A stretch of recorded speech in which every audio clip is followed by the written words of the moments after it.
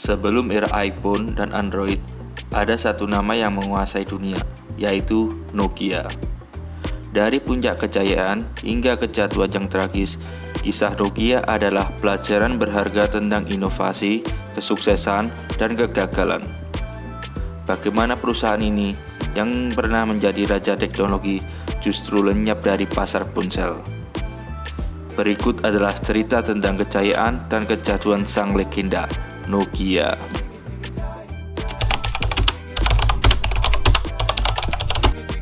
Sebelum menjadi raksasa teknologi, Nokia bukanlah perusahaan elektronik, melainkan perusahaan kertas. Pada tahun 1865, seorang insinyur bernama Fredrik Idestam mendirikan pabrik part di tepi sungai Finlandia. Pabrik ini berkembang pesat dan akhirnya berpindah ke dekat sungai Nokia Virta. Dari sinilah nama Nokia berasal. Pada tahun 1900-an, Nokia mulai diversifikasi bisnis, termasuk karet, badan sepatu, kabel listrik, hingga elektronik. Tapi titik balik terbesar datang pada tahun 1960-an, saat Nokia mulai masuk ke industri telekomunikasi dengan membuat perangkat radio dan militer. Di tahun 1980-an, Nokia semakin serius dalam teknologi. Akuisisi beberapa perusahaan elektronik di Finlandia membuatnya menjadi pemain utama di industri ponsel. Lalu, pada tahun 1987, Nokia meluncurkan Mobila Cityman, ponsel pertama mereka, yang saat ini masih sebesar batu bata. Tapi ini baru permulaan.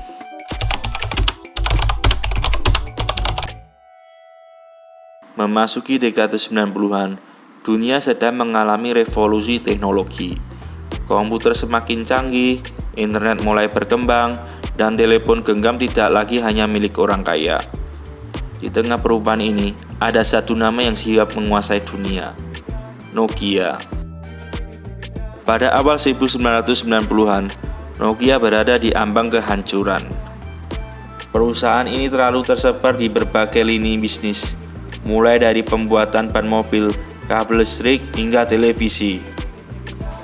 Namun, krisis finansial di Finlandia dan salah urus membuat Nokia hampir bangkrut. Pada tahun 1992, CEO yang baru bernama Jorma Ollila mengambil keputusan paling penting dalam sejarah Nokia, yaitu menjual semua bisnis lain dan fokus hanya pada telepon seluler. Keputusan ini dianggap berani, bahkan gila pada saat itu. Namun, Jorma melihat masa depan komunikasi terletak pada ponsel, bukan perangkat elektronik lain. Nokia mulai berinvestasi besar dalam pengembangan jaringan GSM atau Global System for Mobile Communications yang saat itu masih merupakan teknologi baru. Pada tahun 1992, Nokia meluncurkan Nokia 1011, ponsel GSM pertama mereka. Ponsel ini masih besar dan berat, tapi revolusioner karena bisa digunakan di berbagai negara dengan kartu SIM yang bisa ditukar. Tak butuh waktu lama sebelum Nokia kembali meluncurkan produk yang lebih canggih. Pada tahun 1994, lahirlah Nokia 2110, ponsel pertama dengan nada dering legendaris Nokia dan suara yang nantinya menjadi salah satu nada dering yang paling ikonik di dunia. Kalian pasti hafal dengan nada dering Nokia pada saat itu. Sukses Nokia semakin besar setelah mereka merilis Nokia 6110 di tahun 1997. Ponsel pertama yang memiliki game Snake atau disebut juga game sederhana yang kemudian menjadi bagian dari masa kecil jutaan umat manusia. Setelah itu, pada tahun 2000, Nokia merilis ponsel yang akan diingat sepanjang masa, yaitu Nokia 3310. Ponsel ini terkenal karena beberapa alasan. Yang pertama, tahan banting. dijatuhkan, diinjak, dilempar, bahkan dipukul palu, tetap menyala. Yang kedua, baterai awet. Bisa bertahan berhari-hari tanpa perlu diisi ulang. Yang ketiga, desain nyaman. Keyboard empuk dan mudah digunakan. Yang keempat, terdapat Game Snake versi 2, yaitu versi terbaru dengan tantangan yang lebih besar.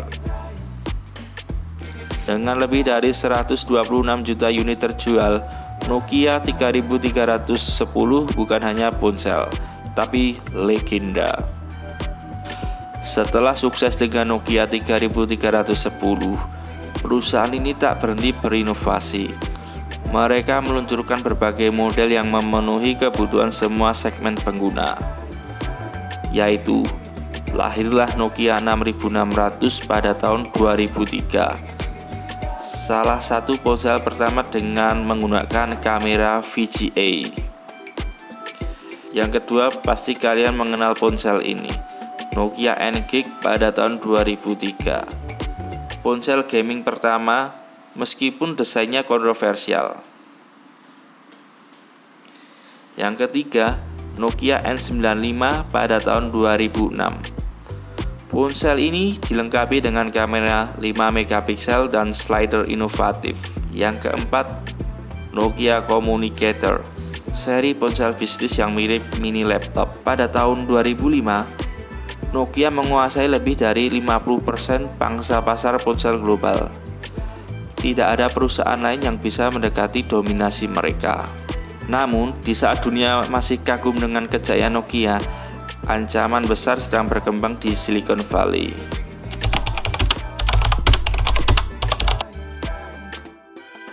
Di awal tahun 2007, Nokia masih mendominasi pasar ponsel dunia.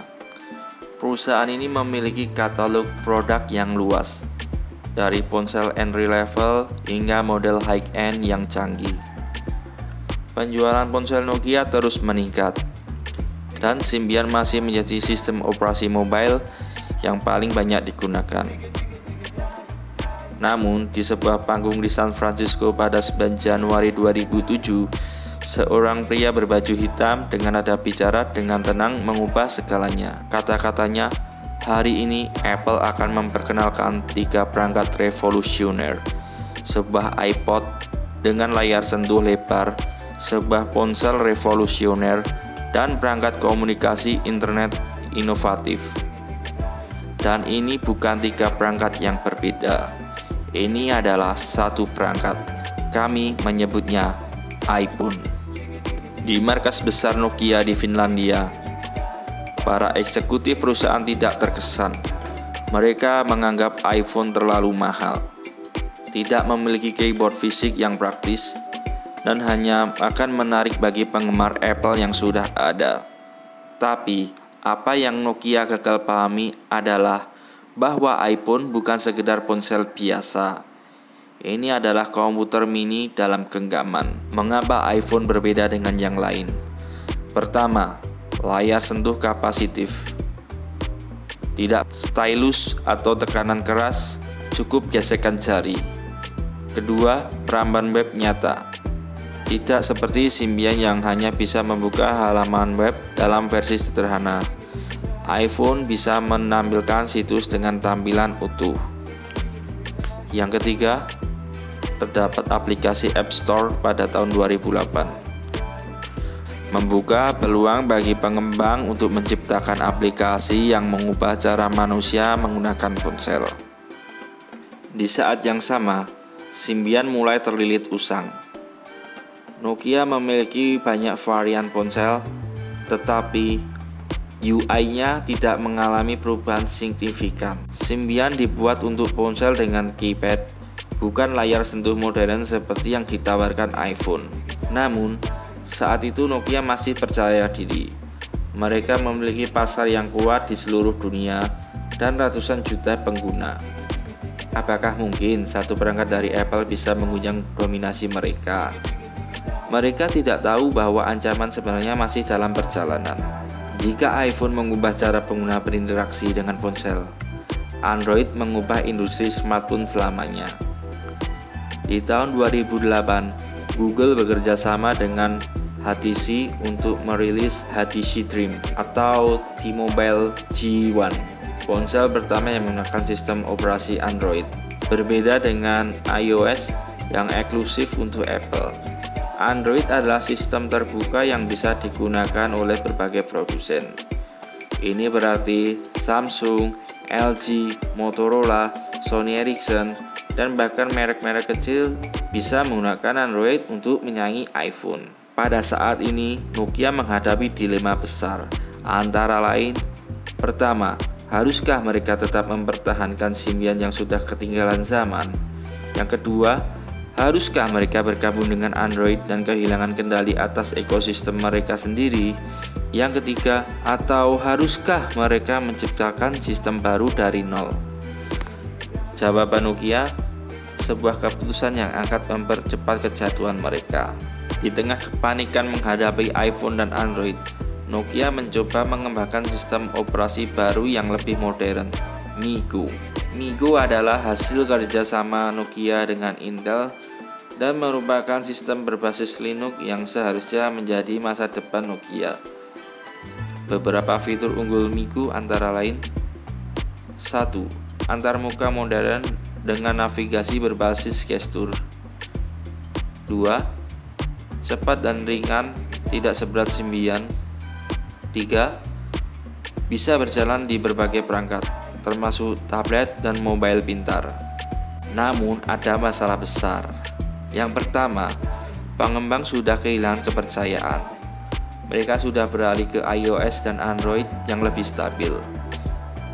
Kedua, eksekusi yang lambat. Pengembangan MeeGo sangat terlambat, sedangkan Android berkembang dengan cepat dengan grafik yang fluktuatif. Yang ketiga, kurangnya dukungan aplikasi. Tanpa ekosistem aplikasi yang kuat, MeeGo tidak punya peluang melawan pesaing.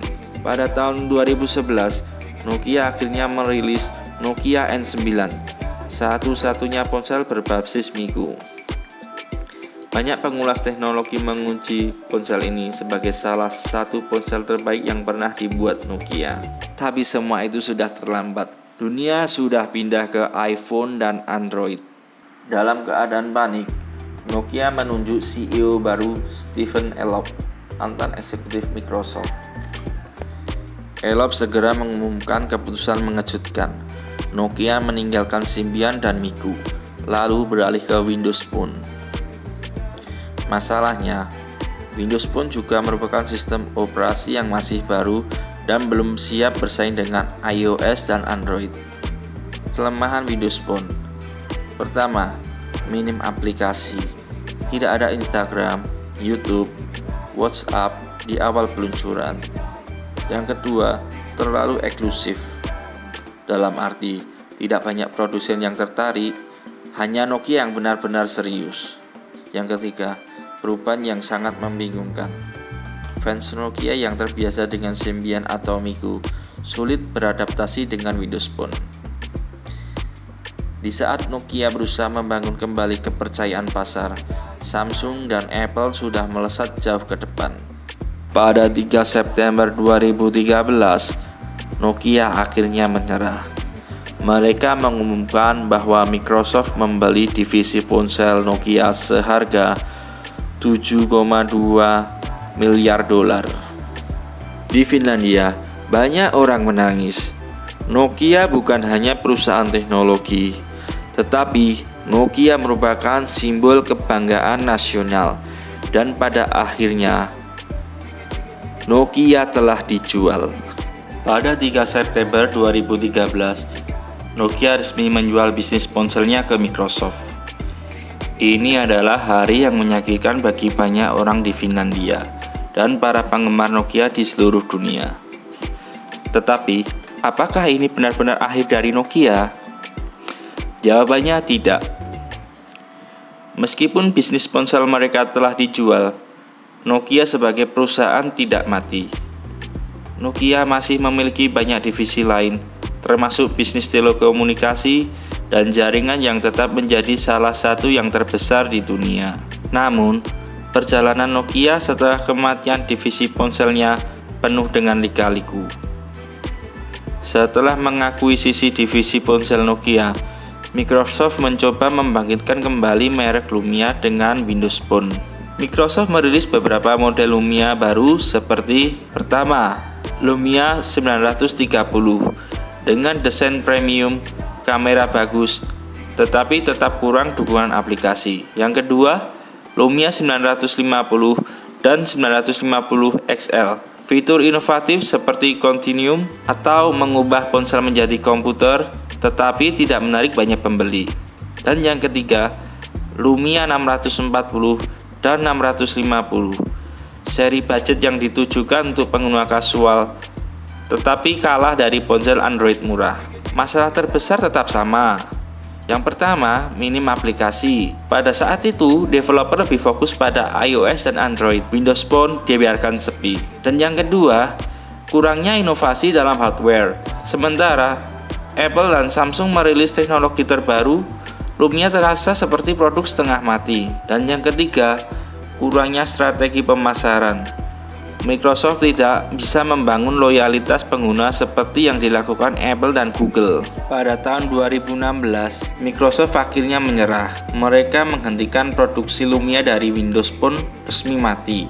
Meskipun Microsoft gagal, nama Nokia belum benar-benar mati di industri ponsel. Pada tahun 2016, sebuah perusahaan baru yang bernama HMD Global muncul dengan satu tujuan, mengembalikan merek Nokia ke pasar ponsel. HMD Global adalah perusahaan asal Finlandia yang dibentuk oleh beberapa mantan eksekutif Nokia. Mereka mendapatkan hak eksklusif untuk menggunakan nama Nokia di ponsel dan bekerja sama dengan perusahaan manufaktur besar seperti Foxconn untuk memproduksi perangkat. Strategi HMD Global sangat berbeda dari Microsoft, yaitu menggunakan Android, tidak lagi menggunakan Windows Phone. Strategi HMD Global sangat berbeda dari Microsoft. Yang pertama, menggunakan Android, tidak lagi menggunakan Windows Phone, melainkan Android yang sudah terbukti sukses. Yang kedua, fokus pada nostalgia, merilis ulang ponsel legendaris seperti Nokia 3310 pada tahun 2017 dengan desain yang modern. Dan yang ketiga, membuat ponsel kelas menengah dan flagship. Nokia mencoba bersaing dengan Samsung dan Apple dengan model seperti Nokia 8 dan Nokia 9 PureView. Namun, meskipun ada antusiasme awal, kebangkitan Nokia tidak semudah yang dibayangkan. HMD Global berhasil menarik perhatian dengan nostalgia merek Nokia. Tetapi mereka menghadapi tantangan besar. Yang pertama, mereka harus bersaing ketat dari ponsel Cina seperti Xiaomi, Oppo, dan Realme yang menawarkan spesifikasi lebih tinggi dengan harga yang lebih murah. Yang kedua, mereka kurangnya inovasi signifikan. Nokia tidak lagi menjadi pemimpin inovasi seperti dulu. Hanya saja mereka hanya mengikuti tren. Dan yang ketiga, kurangnya pemasaran agresif. Samsung dan Apple memiliki strategi pemasaran global yang kuat, sedangkan Nokia masih kurang gencar dalam promosi. Penjualan ponsel Nokia meningkat pada tahun pertama, tetapi setelah itu mulai melemah. Dan pada akhirnya, HMD Global tetap bertahan di pasar ponsel, tetapi mereka tidak lagi menjadi ancaman besar bagi raksasa seperti Apple dan Samsung. Namun, Nokia sebagai perusahaan masih memiliki masa depan yang cerah di bidang lain. Sementara ponsel Nokia kehilangan pangsa pasar, Nokia Corporation tetap menjadi pemain besar dalam industri telekomunikasi global. Saat ini, Nokia bersaing dengan Huawei dan Ericsson. Dalam pengembangan jaringan 5G, teknologi ini akan menjadi tulang punggung internet di masa depan, dan Nokia memegang peran penting di dalamnya. Beberapa pencapaian besar Nokia yaitu pertama, mengembangkan infrastruktur jaringan 5G di berbagai negara. Yang kedua, bekerja sama dengan NASA dan membangun jaringan 4G di bulan. Dan yang ketiga, menjadi mitra utama untuk jaringan telekomunikasi di Eropa dan Amerika. Jadi, untuk kesimpulan untuk kesemuanya itu, Nokia merupakan legenda yang tidak pernah mati. Tidak dipungkiri bahwa dulu Raja ponsel dunia yang tak terkalahkan. Kemudian jatuh karena strategi dan tersingkir oleh iPhone dan Android. Sekarang masih hidup sebagai perusahaan telekomunikasi yang membangun masa depan internet. Meskipun Nokia tidak lagi menjadi raksasa ponsel seperti dulu, mereka tetap menjadi bagian penting dalam sejarah teknologi dunia. Dan satu hal yang pasti, nama Nokia akan selalu dikenang.